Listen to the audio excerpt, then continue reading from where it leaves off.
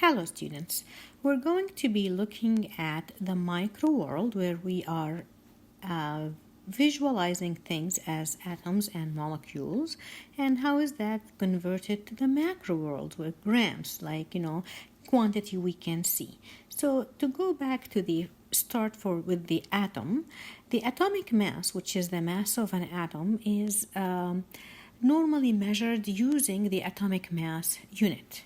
So by definition, we decided that one atom of carbon-12 does weigh 12 atomic mass unit, and use this as a standard to know what other atoms weigh in comparison. So for example, one hydrogen atom turns out to be 1.008 atomic mass unit on average. Now let's understand what I meant by average, the average atomic mass. So the average mass, the reason why we call it average, because it's averaging all naturally occurring isotopes. What does that mean? Here is an example. Almost every element in nature will exist in multiple isotopes. So natural lithium, just the way it does exist naturally, you will have 7.42% of lithium as lithium-6, weighing 6.015 atomic mass unit, and 92.58% of it as lithium-7, weighing 7.016 atomic mass unit. So in a nutshell, that means that every time you are looking at 100 atoms of lithium in nature, almost 93 of them will be lithium-7, and 7 of those atoms will be lithium-6. This is one way to look at it. So if you are to view lithium in the periodic table, then you will find that it is reported at let me write it down, 6.941. So where does this number come from, right? I mean, think about it. This number is closer to 7 than it is closer to 6. And it does make sense because most of lithium occurs as lithium-7, not lithium-6. If you want to know how we can get this number, this is the math you use. So you take the percentage of lithium-6, which is 7.42 over 100, and you multiply it with the mass, which is 6.015. Then to that you add the percentage here, which is 92.58 over 100, and you multiply that by the 7.016. When you perform the math using your calculator, you will find that the calculator will say 6.9417258. So in a nutshell, this is where this number is coming from. It's coming from the fact that I am averaging all the different atom isotopes based on their abundance. So every time I count for a mass, I take into account what is the percentage of that specific isotope. Now for compounds, this is if we're looking at one atom, this is how we average the atomic mass. When we look at molecules, now remember, molecules are made of more than one atom, and if they are covalently bonded, like sulfur dioxide in this example here, well, the molecule is made of one oxygen atom, and one sulfur atom and 2 oxygen atoms. So you take one sulfur atom and you find that it has a atomic mass of 32.07 atomic mass unit. You have 2 atoms of oxygen, 2 times 16.00 atomic mass unit. You add them up together, and that will be here the molecular atomic mass for sulfur dioxide, which is 64.07 atomic mass unit. The formula mass for a formula unit, and this is the term we use when we have an ionic compound. If it's a covalent compound, we say molecule, but if it's an ionic compound, we call it a formula unit. So now, can you have the periodic table? Because again, a reminder, these numbers are the numbers that you will find underneath the element in the periodic table.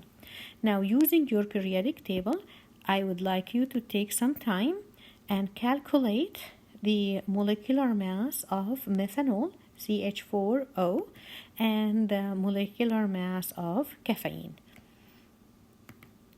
All right. When it comes to chemistry quantity, in general, in life, we use a quantity that works for us. For example, anytime we have 2 of something, we call it a pair.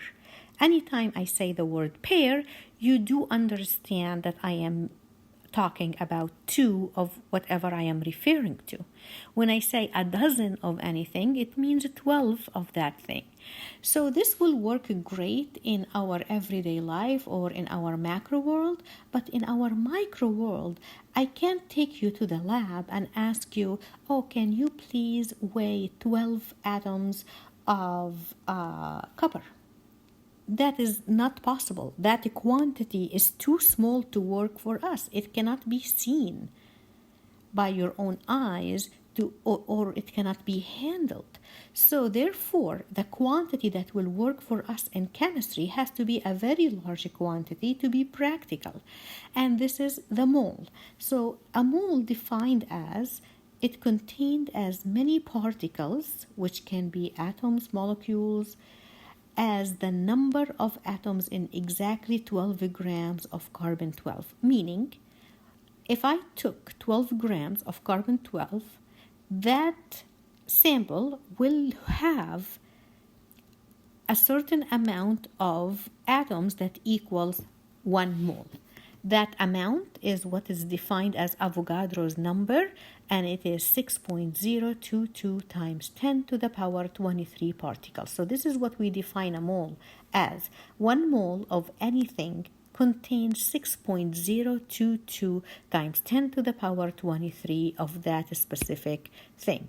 Now, please make sure this is here a number that you do need to memorize. This is a number that you will be using so frequently in chemistry.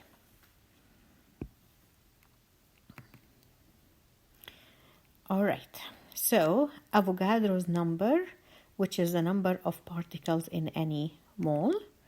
Here is a picture. So what do these samples have in common? This is a sample of carbon, a sample of sulfur, mercury, copper, and iron. What they have in common that this is here, each one of them contains 1 mole, which means this here has 1 mole of carbon. This is 1 mole of sulfur. This is 1 mole of iron, 1 mole of mercury, 1 mole of copper. So what does that mean? It means that this here has 6.022 times 10 to the power 23 sulfur atoms. And this sample of nails has 6.022 times 10 to the power 23 iron atoms, and so on. Now, what do they have in common is number of particles, but would they weigh the same? The answer is absolutely not. Why? Because every atom does have a different mass. So that number of sulfur is not going to weigh the same as that number of atoms of iron. Now, if you look at the average atomic mass, you will find that mercury is the heaviest, so that sample will be the heaviest accordingly. Carbon is the lightest, and that sample will have the smallest mass accordingly. Now, molar mass or the molecular weight is the mass of 1 mole of eggs, atoms, molecules, ions in grams. So molar means per mole. So when I say molar anything, it means per 1 mole. So molar mass meaning mass of 1 mole. Now for any element, molecule, or formula unit, the atomic or molecular or formula mass is equal to the molar mass in grams. So whatever numbers we did take previously from the periodic table, we just gonna express them with grams to become molar mass. So remember sulfur dioxide? We did decide that one molecule has 64.07 atomic mass unit. If I want to know the molar mass, which is the mass of a mole of those molecules, then it will be that number, but in grams, which will be 64.07 grams. Now, a mole of one molecule of water will have the 18.0 atomic mass unit. However, 1 mole of water will have 18.0 grams, and that will be what we call the molar mass of water. Now, how can we utilize the molar mass as a conversion factor? We can always take moles to mass and vice versa, mass to mole. All what we need to do is to use the right conversion factor, which is the molar mass conversion factor. Here is an example. Let's solve this together. How many moles of sodium are in 3.45 grams of sodium? What you do here, you start with 3.45 grams of sodium. Then you go to the periodic table and you look up the atomic mass of sodium and you say, okay, 1 mole of sodium does weigh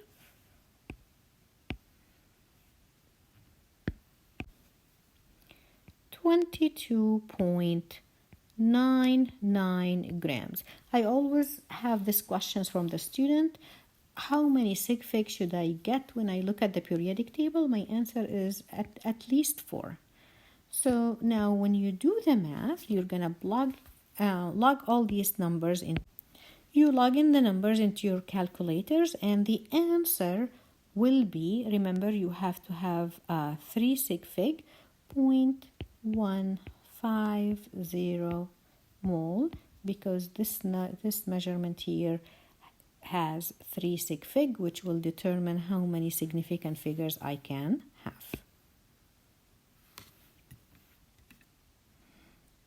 Now, calculate the mass of 1.6 moles of water molecules.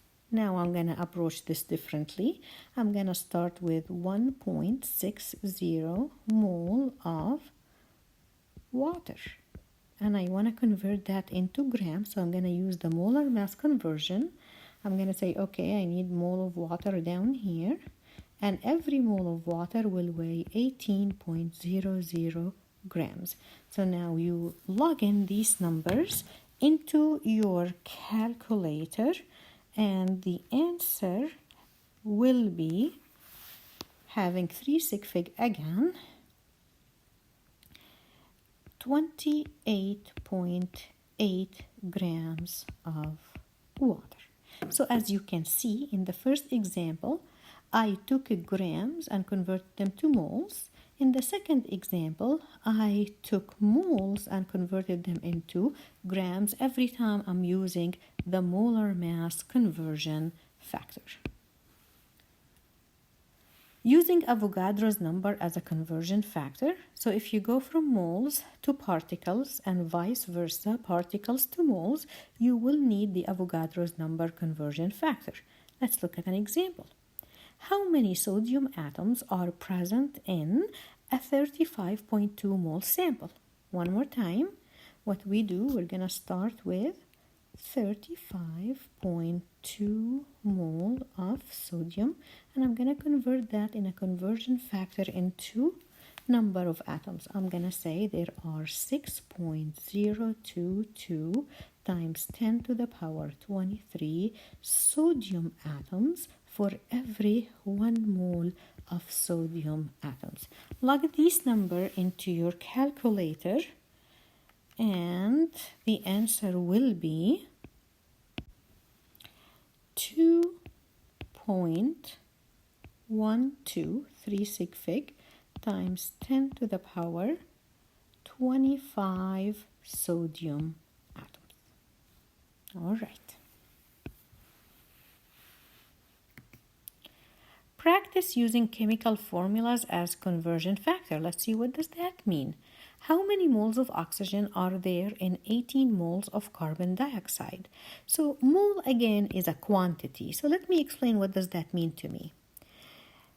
Every carbon dioxide molecule has 1 carbon atoms and 2 oxygen atoms, right?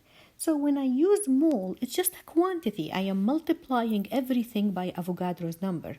So if I said a molecule has 1 carbon atoms and 2 oxygen atoms, then I can also say a mole of carbon dioxide does have 1 mole of carbon atoms and 2 moles of oxygen atoms, right? It's the same ratio. It comes from the formula. So therefore, we can use conversion factors. So if they're asking how many moles of oxygen atoms are there, I'm going to start with 18 moles of carbon dioxide, and I'm going to say there are 2 moles of oxygen atoms for every 1 mole of carbon dioxide. This cancels out. The answer will be, of course, this is exact. So this is here my sig fig determination will be 36 moles of oxygen atoms.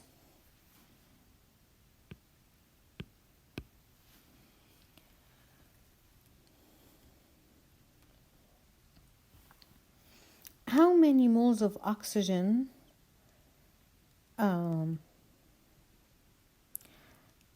as I said here, they are trying to show you the conversion factors. So for example, here in calcium carbonate, the ratio will be slightly different because here I have 3 moles of oxygen for every mole of calcium carbonate. Now let's do the following question. How many glucose molecules, C6H12O6 is a glucose molecule, are present in 0.225 mole sample? And then there is a follow-up question. How many carbon atoms are present? So let's take it one question at a time. If I have 0.225 moles of glucose, and I will convert that into molecules, so what I'm going to say, I'll say, okay, every mole of glucose does have 6.022 times 10 to the power 23 mole of glucose. Now when you do the math, the answer will be taking into account the correct number of sig fig, 1.35 times 10 to the power 23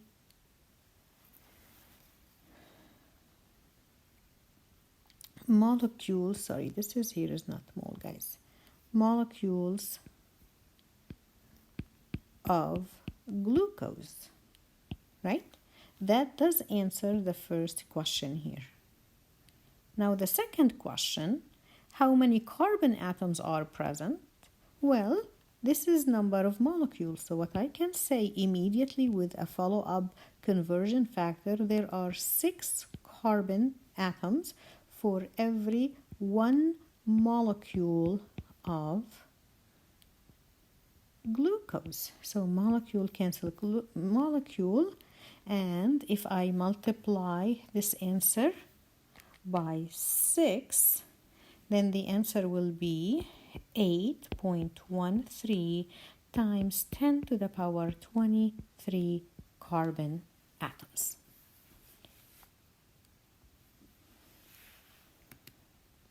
So in summary, 1 mole of two different substances will contain the same number of particles but different masses.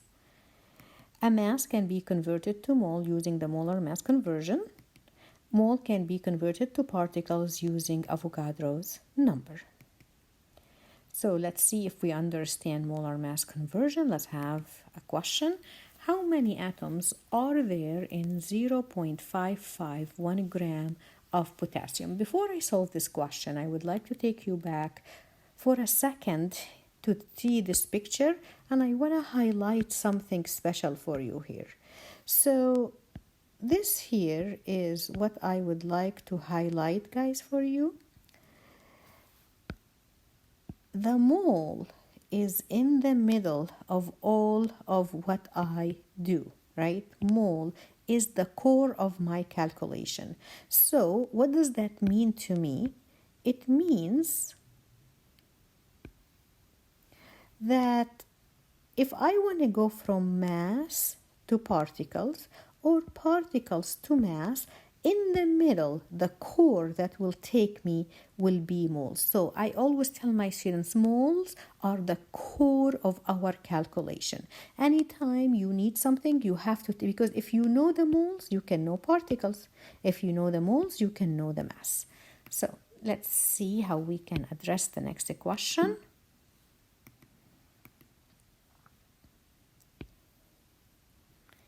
Now, how many atoms are in 0.551 gram of potassium?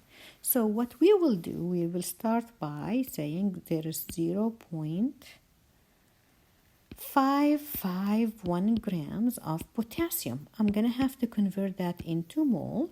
So I'm going to have to say 1 mole of potassium has the atomic mass 39.10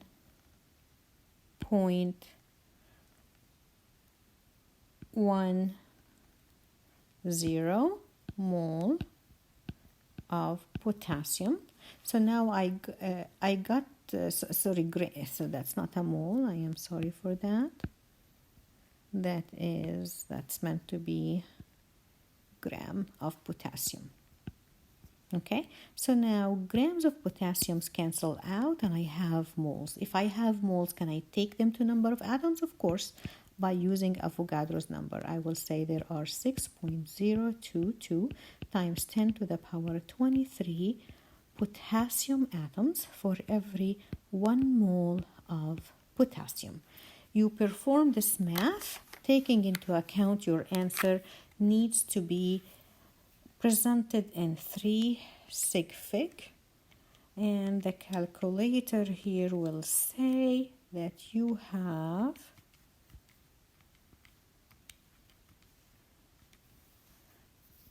8.49 times 10 to the power 21 potassium atoms. All right, let's see what's next. What is the mass of 1.3 times 10 to the power 23 formula units of sodium chloride? Let's see how we're going to address that. We're going to start with, remember we say formula units because it's an ionic compound. It is like you're saying molecule, but for ionic compounds you have to say formula units.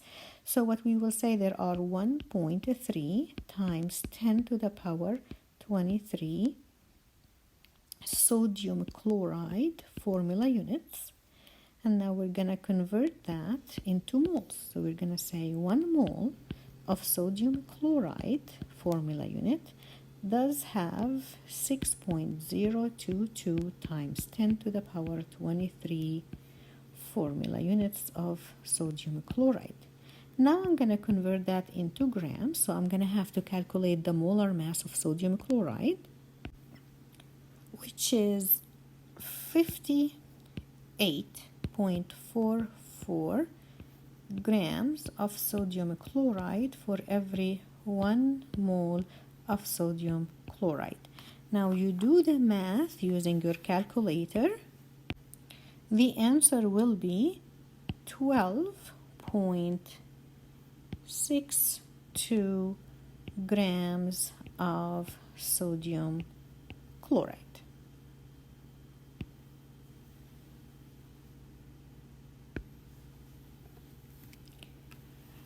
Let's see the next question. How many hydrogen atoms are in 72.5 grams of isopropanol? So we start the question by saying we have 72.5 grams of isopropanol. We're gonna have to convert that into mole. So 1 mole of isopropanol, then you calculate the molar mass of isopropanol, which is 60.1 gram of isopropanol. So now that you have moles of isopropanols, can you calculate number of hydrogen atoms? So what you're gonna say, okay, I know that there are 8 moles of hydrogen atoms for every 1 mole of isopropanol. That came from the formula. So now this canceled out. Moles of isopropanol cancel out. You have moles of hydrogen atoms. And if you have moles of hydrogen atoms, can you calculate number of hydrogen atoms?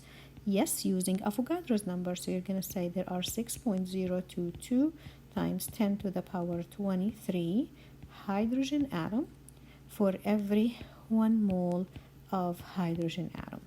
Now you go through your calculator. In this case, you do have to have 3 sig fig.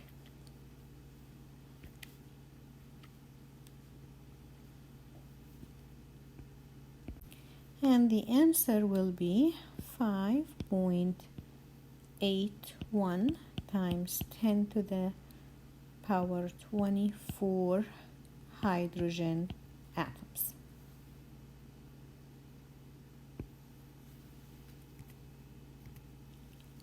That does conclude our topic here, and I will see you in the next lecture.